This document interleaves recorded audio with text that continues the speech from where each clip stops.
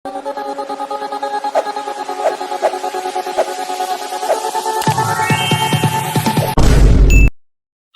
Hello welcome back to our channel. நான் உங்க PK வந்தாச்சு. Welcome to great Kirikalan magic show. கிட்டத்தட்ட 2500 அரசு மதுபான கடைகள் இருக்கு இல்லையா, டாஸ்மாக். ஸோ டாஸ்மார்க் வந்துட்டு பார்த்தோம் அப்படின்னா தனியார் மயமாக்குற முடிவு அப்படின்றது தமிழக அரசினுடைய சார்பில் எடுக்கப்பட்டிருக்கு அப்படின்னும் பல நாட்களாகவே நிகழ்ந்து வருகிறது. அதாவது தமிழக அரசினுடைய கட்டுப்பாட்டில் செயல்பட்டு வரக்கூடிய டாஸ்மாக் மதுபான கடைகளை படிப்படியாக தனியார் மயமாக்குவது குறித்து அதுக்கான வேலைகள் எல்லாம் வரக்கூடிய சட்டமன்ற கூட்டத்தொடர் இருக்கு இல்லையா, ஸோ கூட்டத்தொடர்லயே வந்துட்டு பார்த்தோம் அப்படின்னா அந்த திருத்தங்கள் எல்லாம் செய்யப்பட்டு தனியார் வசம் ஒப்படைக்க இருக்கு அப்படின்ற தகவலும் காலையில இருந்து வந்துட்டு பார்த்தோம் அப்படின்னா ஒரு ரொம்ப பெரிய விவாதத்தை அரசியல் களத்துல ஏற்படுத்தி இருக்கு. பல அரசியல் கட்சி தலைவர்களுமே வந்துட்டு பார்த்தோம் அப்படின்னா இந்த தனியார் மயமாக்கல் அப்படின்ற முடிவு இருக்கு இல்லையா, அந்த முடிவை வந்துட்டு அரசாங்கம் கைவிடணும், இது வந்துட்டு தேவையில்லாத ஒரு வேலை, ஆல்ரெடியே வந்துட்டு பார்த்தோம் அப்படின்னா மதுபான விலை உயர்வு, ஆல்ரெடியே பிக்ஸ் பண்ணப்பட்ட அமௌண்ட் இருக்கு இல்லையா, அதுக்கு மேல காசு வாங்குறது, டைமிங்கை தாண்டி வந்துட்டு மது விற்பனை அப்படின்னு சொல்லிட்டு எக்கச்சக்கமான பிரச்சனை இருக்கும்போது எரியிற தீல எண்ணெய் அள்ளி ஊத்துற மாதிரி தனியார் மயமாக்கல் அப்படின்றது இன்னும் தேவையில்லாத சட்ட சிக்கல்களை தான் கொண்டு வரும் அப்படின்னும், அதை தாண்டி பல டாஸ்மாக் நிறுவனங்கள்ல வந்துட்டு பல்லாயிரக்கணக்கான இளைஞர்கள் வந்துட்டு வேலை பார்த்துக்கிட்டு இருக்காங்க, பல்லாயிரக்கணக்கான குடும்பஸ்தர்கள் வேலை பார்த்துக்கிட்டு இருக்காங்க. அவங்களுடைய சுச்சுவேஷன்லாம் என்ன ஆகும் அப்படின்னு சொல்லி யோசிக்காம அரசு இப்படி ஒரு முடிவு எடுக்கக்கூடாது அப்படின்ற கோரிக்கையையும் குற்றச்சாட்டையும் முன் வச்சுக்கிட்டு இருக்காங்க.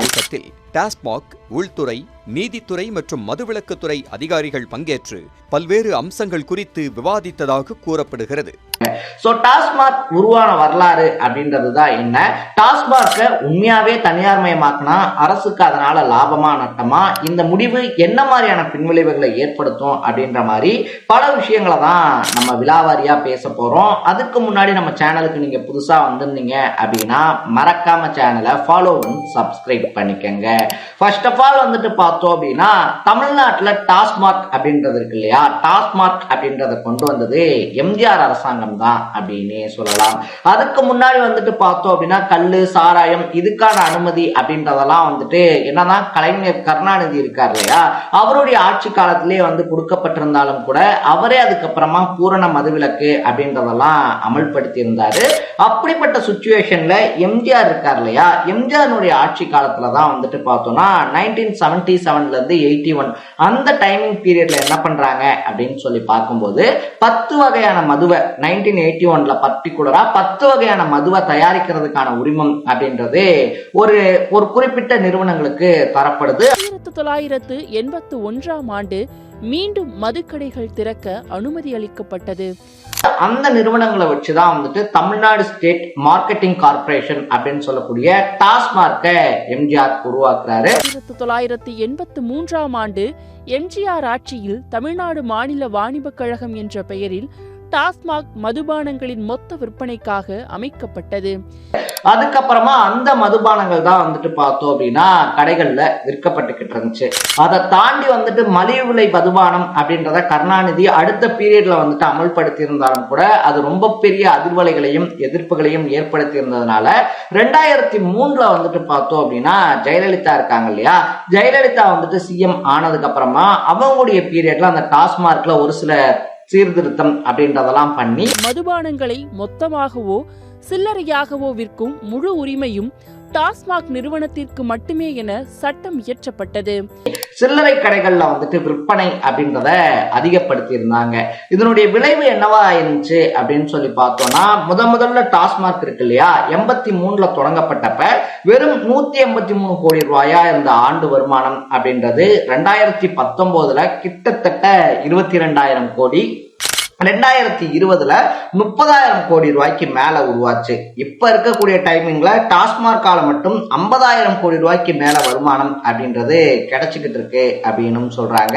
சோ இதனால இப்படி ஒரு விஷயத்த வந்துட்டு ஏன் தனியார் மயமாக்கணும் அப்படின்ற கேள்வி நம்ம முன்னாடி வைக்கப்படும் இல்லையா. அதாவது தமிழக அரசினுடைய கட்டுப்பாட்டில் செயல்பட்டு வரக்கூடிய டாஸ்மாக் மதுபான கடைகளை படிப்படியாக தனியார் மயமாக்குவது குறித்து தமிழக அரசு தீவிர ஆலோசனையில் ஈடுபட்டு வருவதாக தகவல்கள் வெளியாகி வருகிறது. ஆனா உண்மை என்னன்னா தனியார் மயமாக்குனா இன்னும் அரசாங்கத்துக்கு கூடுதல் லாபம் அப்படின்னு சொல்றாங்க.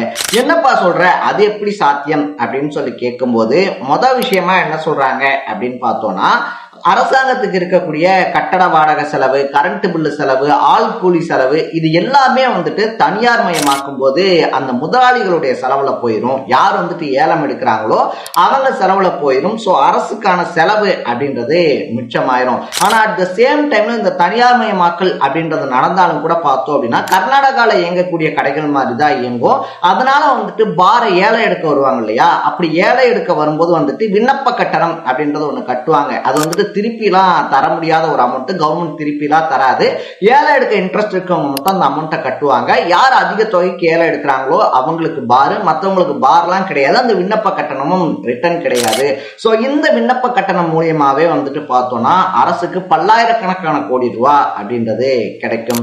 மூணாவது வந்துட்டு இந்த உரிம கட்டணம் இருக்கு இல்லையா, பார ஏலம் எடுக்கிறவங்க வந்துட்டு வருஷம் வருஷம் அந்த உரிம கட்டணம் அப்படின்றத செலுத்தும் போது அரசுக்கு கூடுதல் வருமானம் கிடைக்கும். என்னதான் வந்துட்டு பார்கள் தனியார் மயமாக்கப்பட்டாலும் அதுக்கான சரக்குகள் அப்படின்றது டாஸ்மாக் கிட்ட இருந்து தான் வாங்கிட்டு போய் ஆகணும். அப்படி அந்த தனியார் முதலாளிகள் டாஸ்மாக் கிட்ட இருந்து வாங்கும் போதே கலால் வரி, மொத்த விற்பனை வரி அப்படின்னு சொல்லிட்டு எல்லாமே வசூலிக்கப்பட்டதுக்கு அப்புறமா தான் அந்த சரக்கு பாக்ஸஸே தனியார் முதலாளிகள் கிட்ட கொடுக்கப்படும்.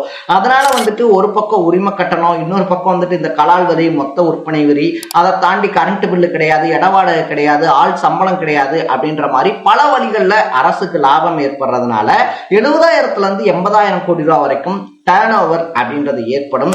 உள்ளன. ஆனால் டாஸ்மாக் விற்பனையை தனியார் மயமாக்குவது அரசியல் மற்றும் சமூக ரீதியாக பெரிய விவாதத்தை ஏற்படுத்தக்கூடிய முடிவாக இருப்பதால் அதனால டெஃபினட்டா வந்துட்டு அரசுக்கு லாபம் தான் அப்படின்னு சொல்றாங்க விவரம் தெரிஞ்சவங்க. அப்ப அங்க இருக்கக்கூடிய ஊழியர்கள்லாம் பாதிக்கப்படுவாங்களே அப்படின்னு சொல்லி கேட்கும்போது அவங்கெல்லாம் ஆல்ரெடி எக்ஸ்பீரியன்ஸ்டா இருக்கிறதுனால பெரும்பாலான முதலாளிகள் அந்த ஊழியர்களை மாற்ற மாட்டாங்க அப்படின்னும், அதை தாண்டி டாஸ்மாக் நிர்வாகத்துக்கே பல ஊழியர்கள் தேவைப்படும் போது அவங்களுக்கு அந்த வேலைகள்ல முன்னுரிமை தரப்படும் அப்படின்னும் காரணம் சொல்லப்படுது. இதுல இருக்கக்கூடிய ரொம்ப பெரிய டிராபேக்கான விஷயம் என்ன அப்படின்னு சொல்லி பார்க்கும்போது, தனியார் மயமாக்கப்பட்டுச்சு அப்படின்னா அந்த டைமிங்ல ஆரம்பிச்சு அதுக்கப்புறமா வந்துட்டு பார்த்தோம் அப்படின்னா சட்டவிரோதமா விற்கப்படக்கூடிய மது டைமிங்ல ஆரம்பிச்சு மது பாட்டில்களுடைய எண்ணிக்கையில இருந்து சட்டவிரோதமான விற்பனை அப்படின்றது அதிகரிச்சிடும் அப்படின்ற குற்றச்சாட்டு முன்வைக்கப்பட்டாலும் கவர்மெண்ட் ஸ்ட்ரிக்டா இருந்தா அதை தடுத்துட முடியும். பாட்டிலுக்கு 10 ரூபா வாங்குறது அப்படின்றதையும் தனியார் மயமாக்கும் போது இன்னும் ஸ்ட்ரிக்டா கவர்மெண்டால தடுக்க முடியும் அப்படின்றதையும் அரசியல் வட்டார புள்ளிகள் நியாயப்படுத்துறாங்க. எது எப்படியா இருந்தாலும் இந்த தனியார் மயமாக்கல் மூலியமா அரசுக்கு லாபம் தான் அப்படின்னு சொல்லி கணக்கு காட்டப்படுது அப்படின்னு சொல்லலாம். சோ இந்த தனியார் மயமாக்கல் அப்படின்றத பல எதிர்க்கட்சிகள் எதிர்த்தாலும் தாவேக அரசாங்கம் இதை டெஃபினட்டா முன்னாடி வந்து செஞ்சு முடிப்பாங்க அப்படின்னு சொல்லப்படுது.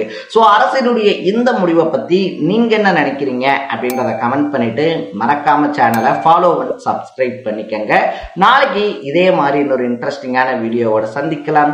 தட பை பை. மட்டமாமே